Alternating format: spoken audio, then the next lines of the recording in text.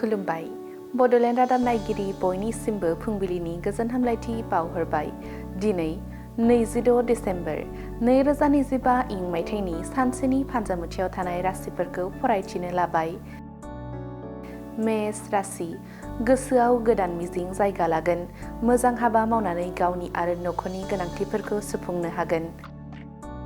वृष राशि, बराद गाज्रि, साना जेंनाजों बुंफबगोन। मावनो लानाय खामानिफोरा आद्रा थालांगोन। मिथुन राशि, गियान सोरजिनो हागोन। बयजोंबो मान होजागोन। बिमा बिफाखौ गोग्गा होनो हागोन। कर्कट राशि, नंखाय बाथ्रानि थाखाय दावराव दावसि जानो हागौ। सोमोन्दो नागारलायनो हागौ। बयजोंबो फोथायखेबस' खालामजागोन। सिंह राशि, नखराव माइनाव साफिगोन। रां बांगोन। बयजोंबो अनज्लायनानै थानो हागोन। कन्या राशि, खैफोदनिफ्राय रैखा मोननो गेदेर जयग' फुजा होनांगोन। दुखुथिया सुबुंनो दान होयोब्ला गोसोआ गोजोन मोनगोन।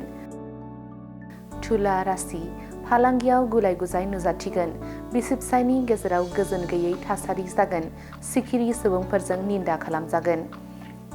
वृश्चिक राशि, नंखाय फिसा बाथ्रानि थाखायनो सोंखारि जागोन। सुथुर बांगोन। सांग्राङै हान्थिनांगोन। धनु राशि, गोसोनि साननायफोरा मोगथां महर मोनगोन। नांगौमानिखौ मोनफुंजोबगोन। साना गोजोन खुसियै बारलांगोन। मकर राशि, मोननांगौ रां दाहारफोरखौ मोनफुंजोबनो हागोन। गोनांथिनि मुवाफोरखौ सोरजिनानै लानो हागोन। रां दोनथुमनो हागोन। कुम्भ राशि, गेदेर खैफोदा उन उन गिदिंफागासिनो।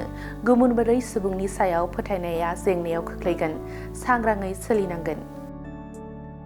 मीन राशि, देहाया हरखाब गाज्रि जानो हागौ। गोजोन गैयै थासारि सोमजिगोन। नखराव रांनि आंखाल नुजाथिनो हागौ। दिनैनि राशि फरायथिनाया एसेनोसै।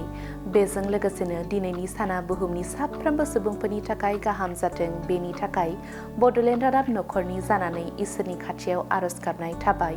गोजोन्थों।